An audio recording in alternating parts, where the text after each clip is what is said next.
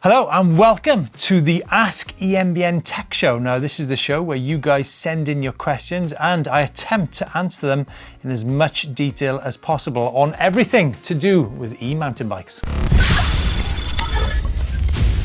So folks, we've been inundated with questions from you guys with everything related to e-mountain bike tech. So we're going to begin a regular monthly show on EMBN where we try to answer all your questions. And kicking things off this week is from Nomad, who says, I'm looking at upgrading my fork on my 2020 Stance E2. I'm looking at the Fox E36 e-optimized Fox. What other forks would you look at and what do I think of the Fox 36? I think Nomad, talking about forks for your e-mountain bike, there's lots of considerations. Obviously, the Stance is a 120mm travel bike with I think it's a 34 or 35mm stanchion fork in that bike. So if you're going to be changing the fork in your bike, you're going to be actually changing quite a few things. If you're going to go for a 36, it's going to be a stiffer fork up front. It's quite likely there's going to be more adjustment on it.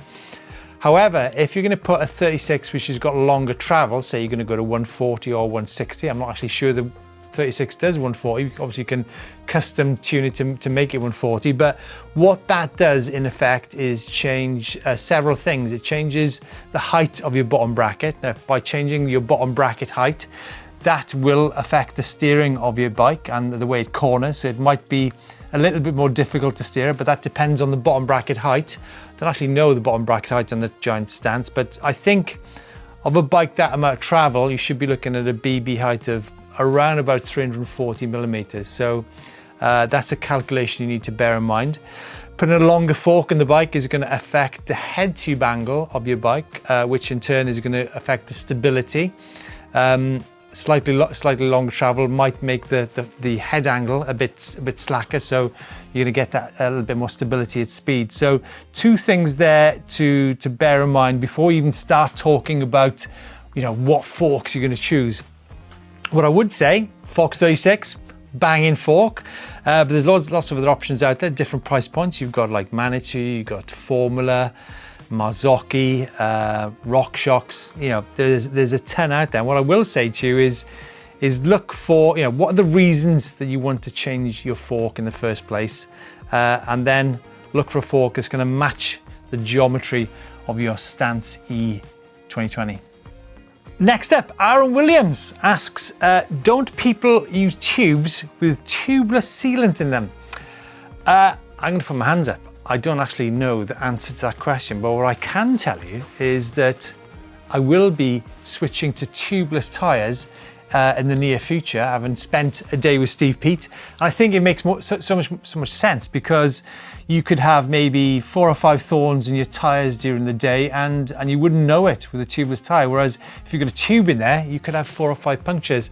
But I think something I've learned over the years is that I have wasted so much time on the trail, wasted other people's time waiting for me to fix tube tyres. So for me, I'm going to be going tubeless from now on. To answer your question, don't people use tubes with tubeless in them?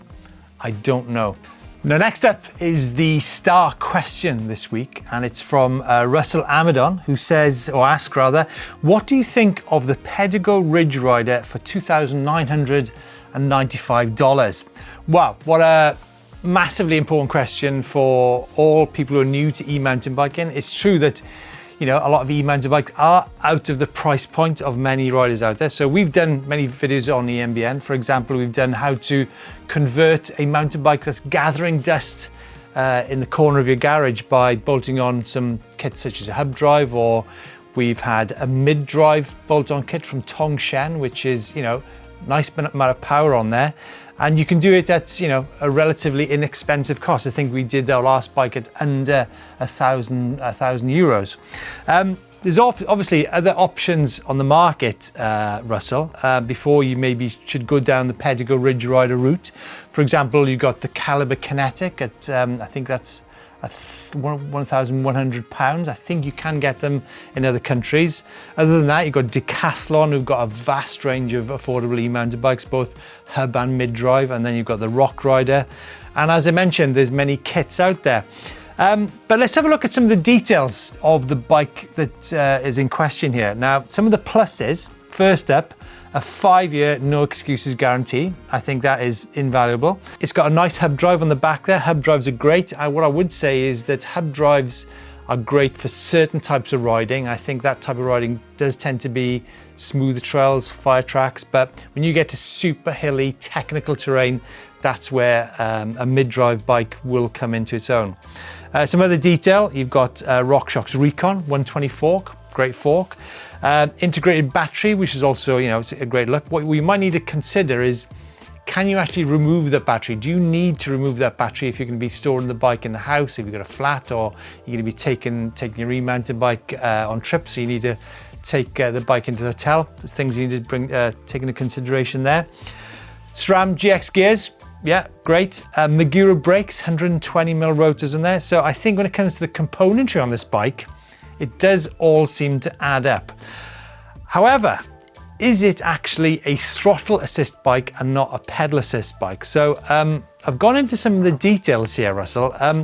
Now, it's in the fine print. It says free ride mode, no power, 5 levels of pedal assist with throttle override, and torque or cadence mode, throttle only mode. So it seems to me that it's a bike where you can go from pedal assist to throttle assist. We do need to bear in mind is that you cannot ride throttle assist e-mounted bikes on certain trails. So, but if it does have pedal assist, obviously you can switch that off. And then the other thing I noticed in the fine print was it's a class 2 20mph max with pedal assist and throttle assist, class 3 28mph max with pedal assist only. So it says that there's a software upgrade available through Pedigo dealers, which you can swap it between 28mph and 20mph. What I will tell you is that if you do plan to ride this bike in the UK or Europe, you won't be able to do it because obviously it's a 15mph limit in that country. But if from the US and certain states, you will be able to ride the bike. So I think in summary, great componentry, great warranty.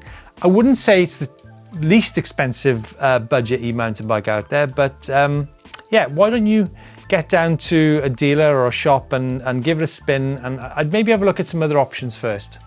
Alex Collins, when will there be a lightweight big travel e-mounted bike 180mm plus? I think there's actually a few which are on the boundary of that. I mean, the Specialized Kenevo SL, I think that's 170, 180. I mean, possibly one of the best handling lightweight long travel bikes on the market. You've got the internal battery, you've got the range extender to go with that as well. Myself and Jack were on the road a couple of years ago and we saw a range of Rottweiler bikes, which are very cool. You can run them with the 360 super lightweight battery in there. I think that's 180mm travel.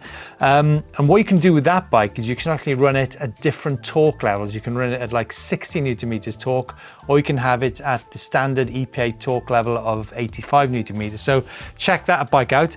And one bike which we got to ride last year out in Kitzbühel in Austria was the Transition with the Fazua Ride 60 system in it. So another bike, 170, 180 travel, super fun bike to ride, and possibly one of the best looking lightweight long travel bikes out there. With a question here from Fallacy4, who says, what next? A video about skidding on muddy trails, maybe just a ride a trencher to the trail and dig random holes all day. I think this is relating to the video that I did on skidding. Now, I think some people got the wrong idea of that, because what I was trying to explain was that if you ride fast without skidding, there is the possibility that both wheels on your mountain bike will break traction. The good thing about learning how to skid, and I did the skidding on a tarmac road, bear in mind that, and with an old tire, I was not in any way saying that you should go skidding on trails. What I was saying is learning to skid on a tarmac road does teach you body position changes when a bike gets out of shape. It's as simple as that. So yes, you're right, I'm not telling anyone to go skidding on trails. The next up is from, well, it's actually in Chinese and I don't know the translation, so apologies for that. Batteries don't degrade in cold weather. Is it true? If it is cold, the battery operation time from full to charge will be shortened. Now this is an interesting one because we did a video recently on how does the cold affect the power on your e-mountain bikes? And it does actually. So we went out on a low power e-mountain bike with a small battery, I think it was 320 watt hours.